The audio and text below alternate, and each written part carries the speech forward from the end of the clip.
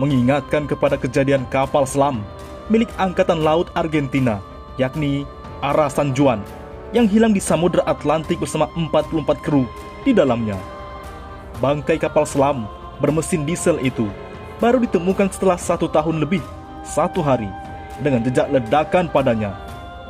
Kapal selam itu tergolek di lantai laut di kedalaman sekitar 800 meter, kisaran kedalaman yang sama dengan laut lokasi temuan awal sejumlah benda yang diyakini dari KRI Nanggala 402 di perairan Bali, yaitu 838 meter. Asrena Kasal, Laksamana Muda Muhammad Ali mengatakan, pihaknya mempunyai beberapa skenario untuk mengetahui dan mengangkat KRI Nanggala 402 dari Laut Bali. Pengangkatan metode bermacam-macam, tergantung dari kedalaman posisi kapal ini, sangat mempengaruhi tingkat kesulitan kapal tersebut, ujar Muhammad Ali. Dia melanjutkan, metode yang akan digunakan untuk mengevakuasi KRI Nanggala 402, salah satunya dengan menggunakan balon udara. Mengangkat KRI Nanggala bisa dengan menusuknya, menggunakan balon udara memakai selang yang dihubungkan tangki pemberat pokok sehingga air yang di dalam kapal dibuang, ujarnya. Rencana semuanya kita masih diskusikan, karena ini lebih dalam dari kapal selam San Juan, sambungnya. Menurutnya, pengangkatan KRI Nanggala 402 juga bisa disamakan dengan operasi evakuasi kapal selam Angkatan Laut Rusia, Kursk, karena operasi pengangkatannya yang rumit dan menyedot biaya besar. Pengalaman Rusia mengangkat Kursk itu juga minta bantuan dari luar. Itu sekelas Rusia, tutup Ali. Di lain sisi, lebih sering urus ormas ketimbang militer. Panglima TNI Hadi Cahyanto layak dicopot dari Panglima TNI. Panglima TNI Marsikal Hadi Cahyanto didesak dicopot dari jabatannya.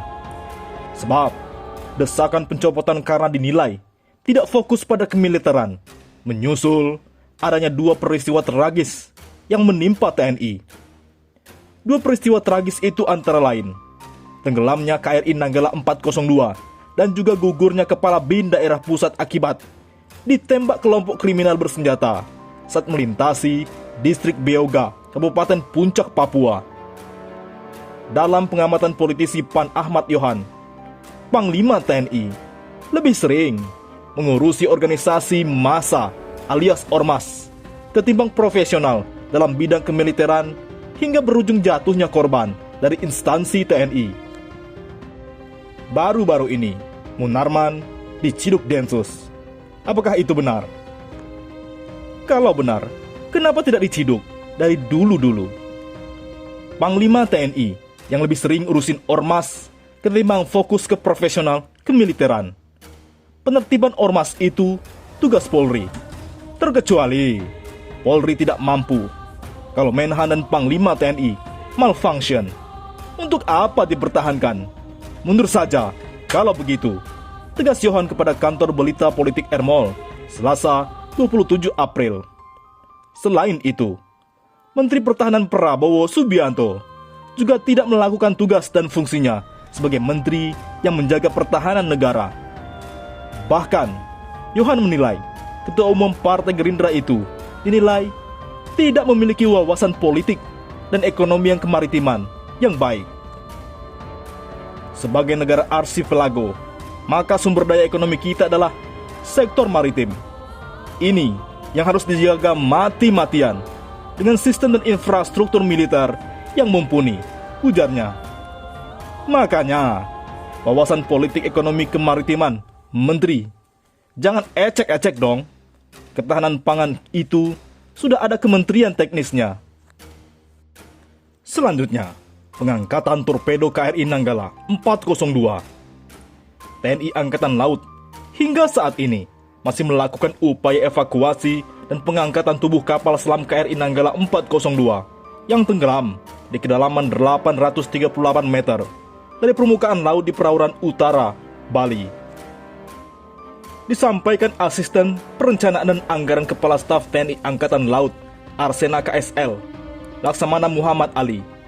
Pencarian dan evakuasi KRI Nanggala 402 dibantu kapal milik pemerintah Singapura.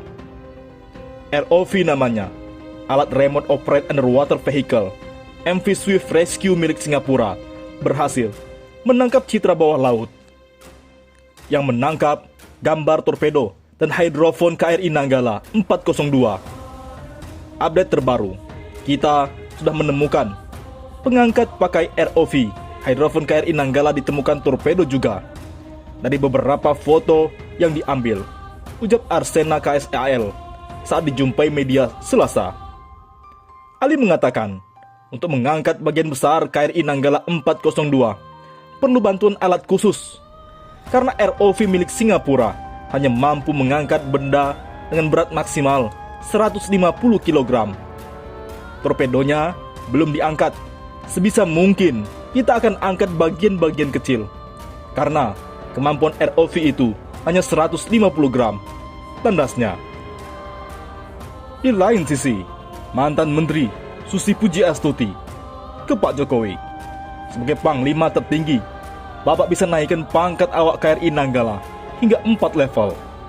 Mantan Menteri Kelautan dan Perikanan Susi Pujiastuti mengusulkan kepada Presiden Joko Widodo agar kenaikan pangkat luar biasa awak KRI Nanggala 402 tidak cukup 1 tingkat saja. Menurut Susi, penghargaan kepada para prajurit TNI yang gugur saat bertugas di kapal selam KRI Nanggala 402 harus lebih dari itu, yaitu kenaikan pangkat luar biasa 2 hingga 4 level. Pak Presiden yang terhormat, kenaikan pangkat luar biasa harusnya tidak 1 tingkat. Sebagai Panglima tertinggi, Bapak Presiden bisa menaikkan 2 sampai dengan 4 level dari pangkat mereka sekarang.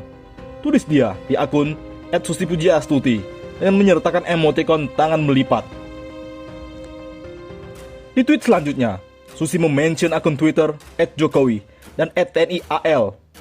Presiden Joko Widodo menyatakan negara akan memberikan penghargaan dan bintang jasa Jalasena kepada para prajurit TNI yang gugur saat bertugas di kapal selam KRI Nanggala 402. Negara akan memberikan penghargaan kenaikan pangkat 1 tingkat lebih tinggi, serta bintang jasa Jalasena atas dedikasi pengabdian serta pengorbanan prajurit-prajurit terbaik tersebut, kata Jokowi dalam jumpa pers di Istana Negara, Jakarta, Senin 26 April. Bagaimana menurut pendapat Anda?